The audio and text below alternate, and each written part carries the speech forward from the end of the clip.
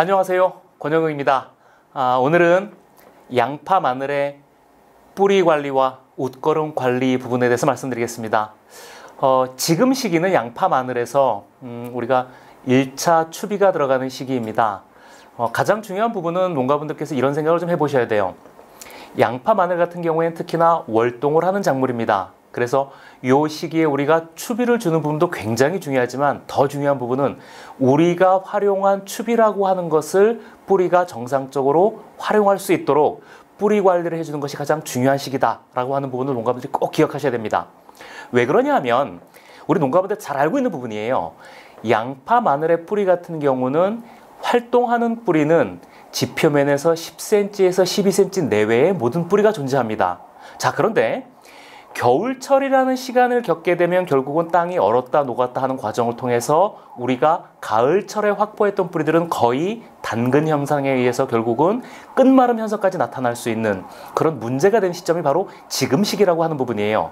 결국은 월동된 이후에 우리가 양파 마늘을 최대한 잘 관리한다라고 하는 부분은 얼마만큼 그때 겨울에 문제가 됐던 뿌리를 새롭게 다시 만들어주느냐 라고 하는 부분이 관건이다라고 하는 부분이에요.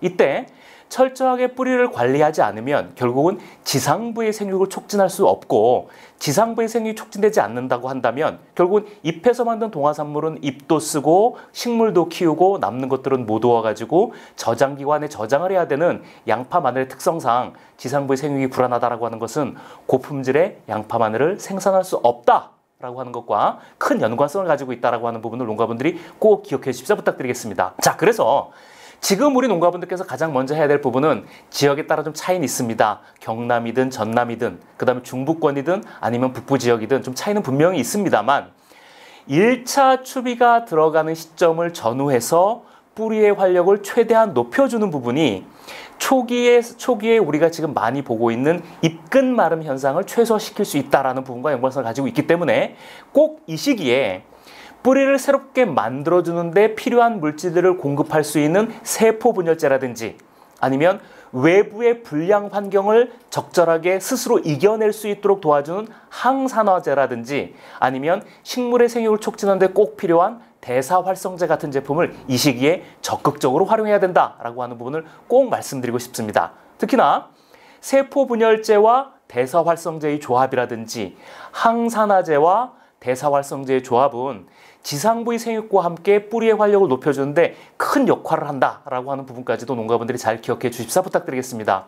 1차 추비를 공급하는 시기를 전후해서 꼭 활용해 주는 것 꼭 필요하다라는 말씀을 드리고 싶어요. 자, 이렇게 뿌리를 적절하게 관리해 주었다면 이제는 우리가 본격적으로 웃거름 관리라고 하는 부분에 대해서 한번 생각해 보셔야 됩니다.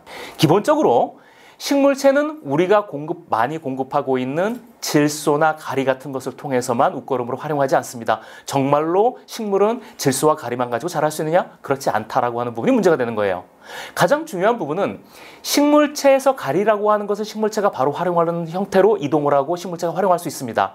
하지만 질소라고 하는 성분은 식물체 내에 빠르게 흡수된 다음에 식물체가 필요로 하는 형태로 변화되어야 하는데 우리는 이것을 질소의 대사 과정이라고 하고, 이 시기에 몰리브덴, 구리, 마그네슘, 망간, 철, 황, 칼슘, 붕소 같은 것들이 적절하게 자기의 역할을 해 주어야만 식물체는 자기의 특성을 유지할 수 있습니다.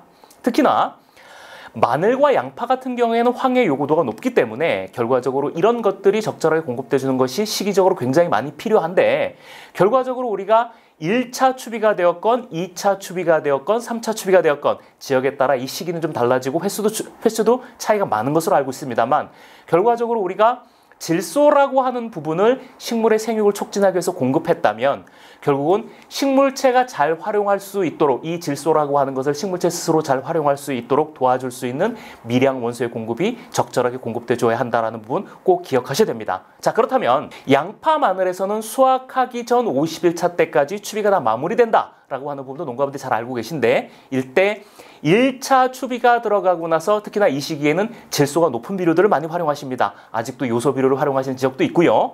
보통 NK 비료라든지 아니면 등가 비료라고 하는 20-20 같은 비료들도 많이 활용하고 있는 걸로 알고 있습니다. 이렇게 질소가 높은 비료를 활용했다면 결국은 식물체가 이것을 적절하게 활용할 수 있도록 도와줄 수 있는 하베스트 우레아 같은 제품을 적절하게 2차적으로 옆면 살포를 해주는 부분 굉장히 중요하다라고 하는 부분. 그 다음에 가리 비료를 적절하게 활용하기 위해서 하베스트 우레아는 질소 5%에 가리 27%, 즉 질소와 가리의 비율이 1대5 이상 가리가 높으면서 거기에 9가지 미량 요소까지 충분하게 옆면 살포를 통해서 활용할 수 있도록 도와줄 수 있는 제품이기 때문에 적절하게 이 제품을 활용해 주시고요. 특히나 마지막 차수요. 1차가 되었건 2차가 되었건 3차가 되었건 2차가 되었건 3차가 되었건 결과적으로 마지막 차수에 우리가 비료들을 활용했다면 그 이후에는 칼슘과 붕소 같은 것들, 특히나 칼슘 같은 것들이 적절하게 공급되어 가지고 품질을 높이는데, 양파나 마늘의 저장성을 높이는데 적절하게 활용해주는 부분, 거기에 하베스트 칼슘 같은 제품도 적절하게 꼭 활용해 주십사 부탁드립니다.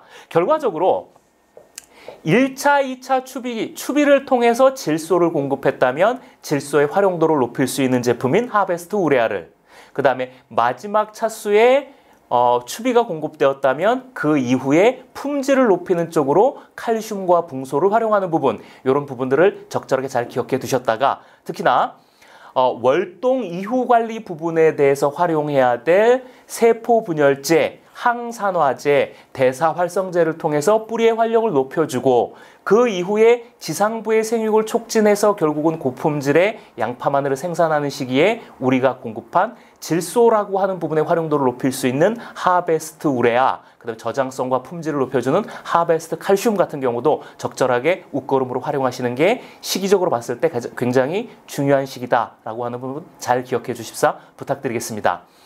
저는 오늘 양파 마늘에서 가장 중요한 시기인 월동 이후의 뿌리 관리라고 하는 부분에 대해서 말씀을 드렸고요. 그 다음에 우리가 추비를 활용했다면 그 추비에서 활용된 비료의 성분들을 정말로 식물체가 활용할 수 있도록 도와줄 수 있는 미량 원소의 활용이라고 하는 부분도 같이 말씀드렸습니다. 꼭 잊지 마시고 이런 제품들 잘 활용하셔가지고 정말로 고품질의 양파와 마늘을 생산하는 그런 시기가 됐으면 좋겠습니다.